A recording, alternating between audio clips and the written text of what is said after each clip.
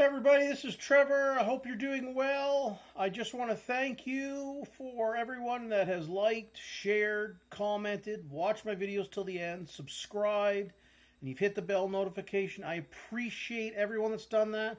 And if you're new here, please go ahead and do that, as your support helps to keep the lights on here at the Pioneer Spirit Homestead. Okay, so that being said, just a thought I had kind of the other day, but it's been a thought that's been rolling around my head for a long time. But I wanted to do a video on this, is firearms and freedom. And, unfortunately, every so often, even here in Canada and the United States, there'll be shootings and stabbings. And, more so I want to focus on the firearms, but I suppose knives and whatever else can fit into that category as well, too. But, every so often you're going to get that. And what do we always see in the response on the legacy media?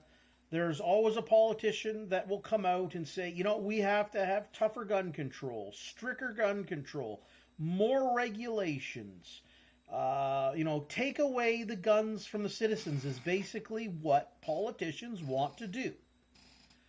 Now, I hate when I hear about these things. I hate when I hear about it. It happens in Canada, in the United States, and it happens in other countries around the world too, where, some mentally ill person will take a firearm and they go and they shoot up a mall or, schools or something, like going to a bank, and it is horrible.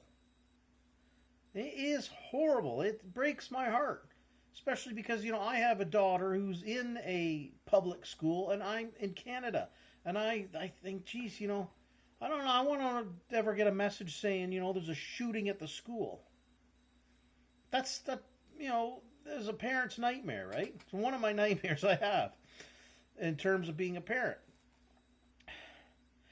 But I just want people to realize that there's always when like, I'm going to take the United States as an example. I think there is that beautiful Second Amendment, and it should apply to every American, even if you're living in a place like New York City, Chicago, Seattle, wherever, Omaha, Nebraska. I don't know, a small town up to their major cities. Every American has that natural-born right to self-preservation. And how do we do that here in the 21st century? It's April 2023, and that is a firearm. And again, to me, it doesn't matter. I don't like when I hear these giant cities taking away that right from U.S. citizens. And people will say, well, we need tougher gun control because of the shoot. Well, here, I'll tell you what. When we have a citizenry that is armed like that, you're going to have homicides because you're going to have mentally ill people that take that.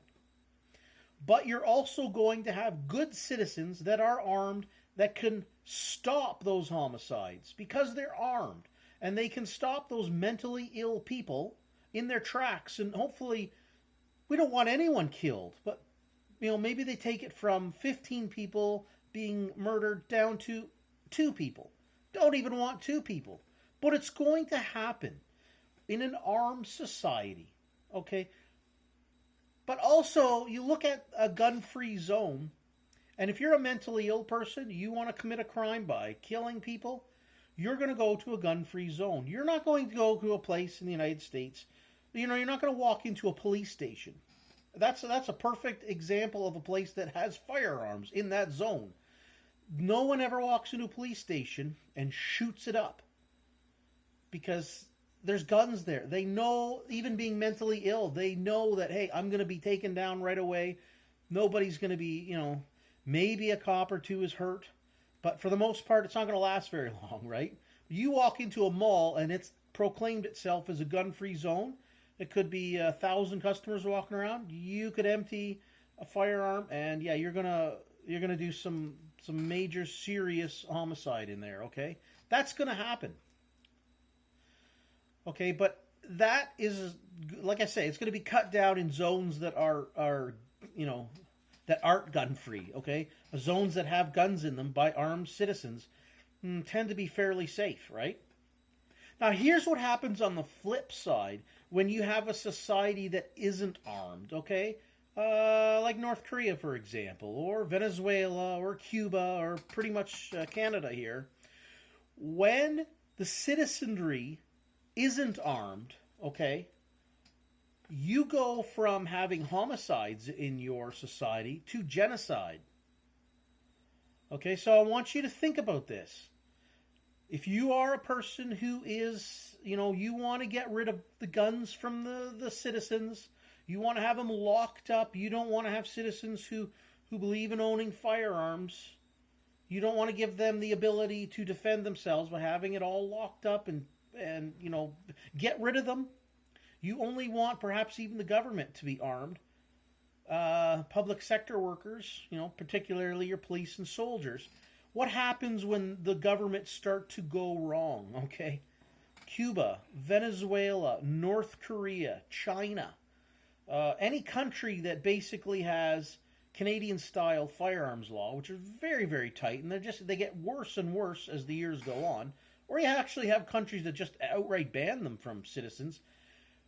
Africa, you're going to get situations where you can bring about genocide, Holocaust. Let's go back to Germany, from 1930s up to the mid-1940s. Holocaust, okay? Because the Jewish population and other gypsy population, any population that the regime, the government that was in control in Germany at the time, made it very difficult for citizens with regulations and whatnot to own firearms. It was quite easy for them to round people up.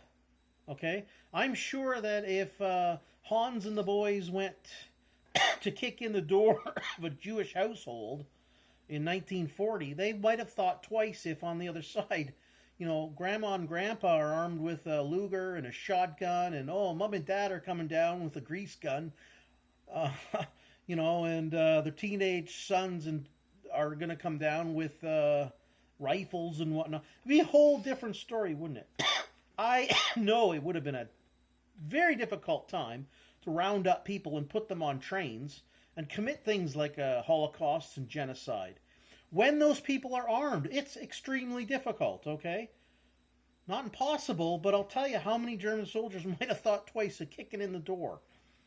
Or there would have been a lot more dead German soldiers on the street had they, eventually did round up the Jewish people. It would have taken a lot more soldiers with a lot more bravery.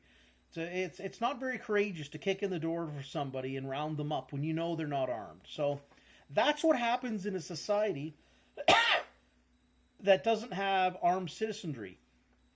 You all could, and it has happened, have situations of Holocaust and genocide. But I know in a society that is fully armed its citizens, you're going to have homicide. That's going to happen. It's unfortunate, and that's why we need to invest more in mental illness programs. Psychology, psychiatric. People need help. It's like you break your arm, you go to the hospital, you have an orthopedic surgeon help you. If your head is broken, you want to have someone you can go to help with that, okay? But you're always going to have homicide. It's whether you're in a society, 1,000 years ago when axes and swords are the choice of weapons. Your next door neighbor gets mad at you and whips a hatchet at your head. Well, there's a homicide. It was just committed with, the firearm of the day, right? So, but I truly believe I want everyone armed. I think every citizen around this world, if we're going to live by a social contract, use the United States Constitution as the the platform to look at as, I guess the best of the best as social contracts go. Everyone in this world has the right to self-preservation. Okay? And, things are going to go wrong. Homicides are going to happen. But give me the chance as a good citizen who's perhaps just, in a Walmart, in a store, grocery store, perhaps with my daughter and my wife and my family and friends. Give me the chance as a good person to defend myself and the people I love against someone who's completely lost it. And they want to come in. But again, I don't know how many people who've lost it. They're mentally ill. How many of those people are actually going to go now into the places knowing that, well, there's guns in this store, there's guns in this movie theater. It's I just it's gonna happen, but I truly believe it's gonna be cut down if every citizen allow us to have the firearms. Okay, allow me to defend myself. So if you are anti-gun, think about that. Look at the countries around the world that have, again, World War II, Nazi Germany, perfect example of a disarmed citizenry. Venezuela, Cuba, North Korea. Oh God, probably every country in Africa.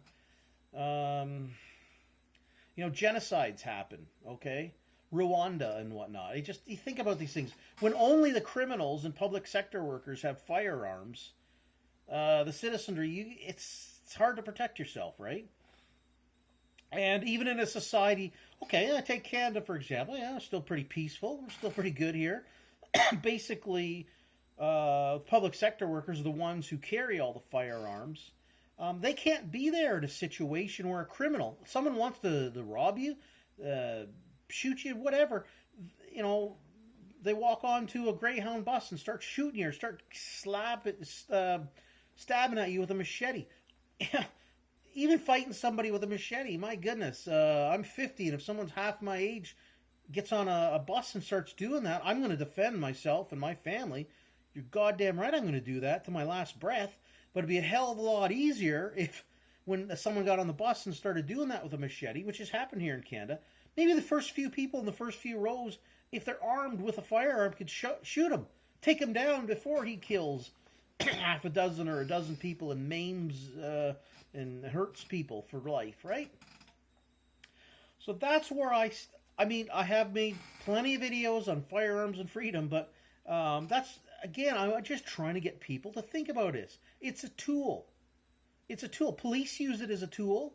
You wouldn't send your police officers out on patrol every day with just, nothing? A hockey stick, good intentions, smiles? No, police go out with firearms. Soldiers, you wouldn't send soldiers into war with just, whatever, hockey sticks and whatnot. So think about that. And if you're on the end of the scale where you're anti-gun, you don't want anybody, you just think the world should be like sunshine and lollipops and nothing, well, sorry to say, tools have been around to commit homicides and genocides and holocausts since, Cain and Abel, right? Did we blame the rock? No, you blame the person who was trying to murder the other person, right? You have to help them. So, yeah, I'm an advocate. Yeah, let's try to help these people. If you're feeling this way, go and get the help. Yeah, homicides are going to happen. But we can cut them down. We can cut them down with a mental health and getting rid of gun-free zones. Okay, get rid of them. They don't work. That's where the people who want to shoot you up go to. I don't really know what more to say on that. That's where I stand. Again, yeah, an armed citizenry, you're going to have homicides, but let's work on keeping that down. But a citizenry that isn't armed, you could potentially, and it has happened, run into holocausts and genocide. Okay? So, just my thoughts on that. I hope everybody's doing well and stay free.